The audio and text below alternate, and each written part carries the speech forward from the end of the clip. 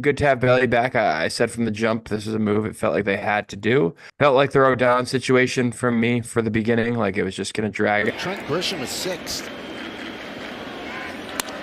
Driven out to right field and deep. Low back, turning, looking, see ya! A big 3-run. Welcome back to a brand new video here on Louis Sports. In today's video, we're going to break down the latest news around Major League Baseball. We've got updates on Zach Gallen, Framber Valdez, the Mexican infielder Isaac Paredes, and his possible trade to Boston, and much more. Before we get started, make sure you subscribe, leave a like, and turn on notifications. That really helps the channel grow, and I appreciate every single one of you for the support. Thank you so much. Now let's jump right into it. We start today with former MLB reliever Ryan Pressly. Just 2 days ago, Pressly officially announced his retirement from Major League Baseball, but it didn't take long at all for him to land a new role in the sport. He is joining the Minnesota Twins organization as a baseball advisor. In this role, Pressly will help develop pitchers at both the major league and minor league levels. This information was reported by John Heyman of the New York Post. Pressly was originally drafted by the Boston Red Sox back in 2007, but after Boston failed to protect him, the Minnesota Twins selected him in the 2012 Rule 5 draft.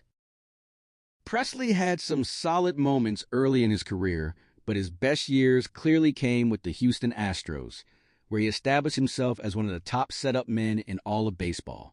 He finished his career with 117 saves, won a World Series in 2022, and was selected to the All-Star game twice. He knows what playoff baseball is like. He knows what it takes to win championships. I think this is a very strong addition for the Twins organization, especially when it comes to mentoring young pitchers. Now let's move on to the Washington Nationals, who are signing left-handed pitcher Zach Penrod to a minor league deal with an invitation to spring training. The contract will pay him the league minimum of $800,000 if he makes the major league roster. Penrod was originally drafted and developed by the Boston Red Sox and made his MLB debut in 2024 as a reliever. Expectations were that he would have a larger role in 2025, but unfortunately injuries completely derailed his season. He didn't even make it onto the field during spring training. Once he recovered, Boston designated him for assignment to clear roster space, and he was quickly claimed by the Los Angeles Dodgers. However, nothing materialized there, and the Dodgers eventually let him walk in free agency. Now he reunites with Nationals executive Paul DePodesta, who knows him well. Penrod will have a real chance to make Washington's roster, either as a starter or a reliever. Talent-wise, he's not a bad pitcher at all. He has some intriguing tools, and it'll be interesting to see if the Nationals can get the best out of him. Next, let's talk about Nolan Arenado and the behind-the-scenes drama that unfolded before he was ultimately traded to the Arizona Diamondbacks. Before that deal happened, the Oakland Athletics were reportedly very interested in trading for Arenado, and in fact they had already reached a tentative agreement with Cardinals president Chaim Bloom. So what happened? Arenado exercised his no-trade clause. He made it very clear that he had no interest whatsoever in playing for the Athletics. And this is now the second time in the last 2 years that Arenado has vetoed a trade. The first time was in 2025 when he blocked a trade to the Houston Astros because he believed the team was entering a rebuild after trading Kyle Tucker. He later admitted he regretted that decision. This January, before the Arizona trade, Arenado once again stepped in and said no, this time to Oakland. Ironically, the Cardinals would have benefited more financially from the Athletics deal, as Oakland was willing to absorb more of Arenado's contract than Arizona ultimately did. But that's the power of a no-trade clause. Arenado reportedly told the Cardinals he had 3 acceptable destinations: Arizona, San Diego, or Boston if the Red Sox showed interest. In the end, Boston declined to pursue him, and the final agreement was reached with the Diamondbacks. Now let's move to Miami, where the Marlins are acquiring Brady Bledsoe from the Colorado Rockies. Bledsoe is 25 years old, begins arbitration eligibility in 2029, and is scheduled to become a free agent in 2032. He originally debuted with Milwaukee and pitched for Colorado from 2024 to 2025, posting very rough numbers, including an ERA north of 8.00. Miami clearly sees something they like. Colorado designated him for assignment to make room for newly acquired Michael Lorenzen, and the Marlins decided to take a chance. Whether that gamble pays off remains to be seen. Now let's talk about one of the strangest free agent situations this offseason, Framber Valdez. Before free agency even began, reports suggested Valdez was looking for a 6 or 7 year deal, and many believed he could get it. However, insider Jim Bowden recently reported that Valdez has not received the long-term offers he was hoping for. As a result, it would not be surprising to see him sign a shorter contract, perhaps 3 years, but with a very high annual salary and opt-out clauses after 2026 or 2027. Several teams remain interested, including the New York Mets. The Philadelphia Phillies, after failing to retain Ranger Suarez, are also considering making a push, especially if Valdez is willing to sign short-term.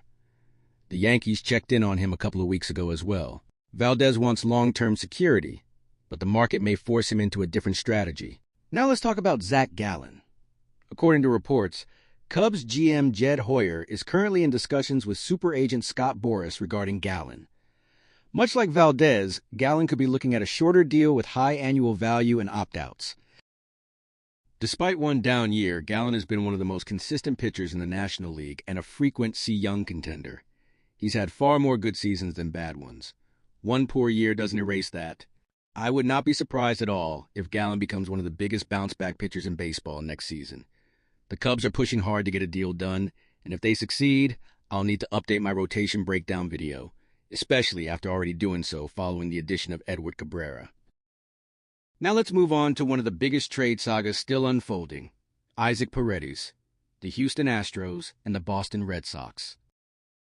According to insider Chandler Rome of The Athletic, Houston has shown interest in multiple Red Sox players, including outfielders Jarren Duran and Ceddanne Rafaela, as well as pitcher BELLO. Multiple Boston insiders have also suggested it would not be surprising if Craig Breslow trades Bello to improve the lineup.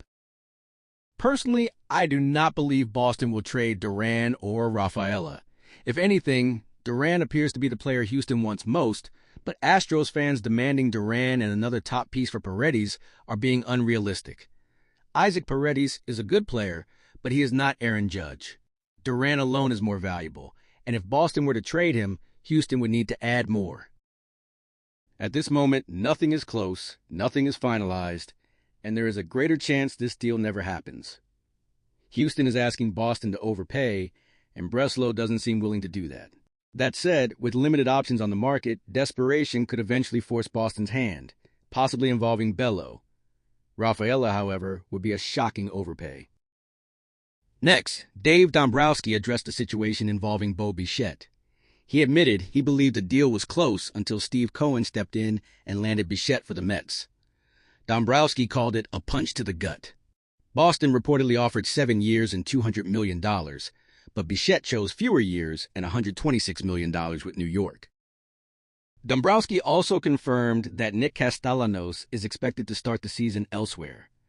The Phillies have been trying to move him since free agency began. His contract, declining production, and clubhouse reputation have scared teams off. Toxic personalities can ruin a locker room, and front offices know that. He added that, while the roster is solid, they are always looking to improve, which, frankly, is his job.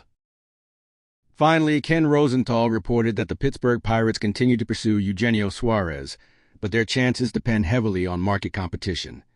If teams like Boston step in with stronger offers, Pittsburgh will likely lose out. Suarez's market has been weak due to age, defensive limitations, lack of speed, and reliance on power numbers. We also got an update from Buster Olney of ESPN on Tarik Skubal. Arbitration tensions with Detroit have dramatically increased trade speculation. Skubal asked for $32 million. The Tigers offered $19 million, and negotiations collapsed. Arbitration disputes can permanently damage long-term relationships, and Detroit's chances of extending him appear significantly lower now. To close things out, Jim Bowden reports that Cody Bellinger is weighing multiple offers and should decide soon. Teams like Toronto, the Mets, Phillies, and Yankees are all interested. Honestly, I hope this saga ends soon because it's dragged on long enough. And that's going to do it for today's video. Thank you all so much for watching, and I'll see you next time.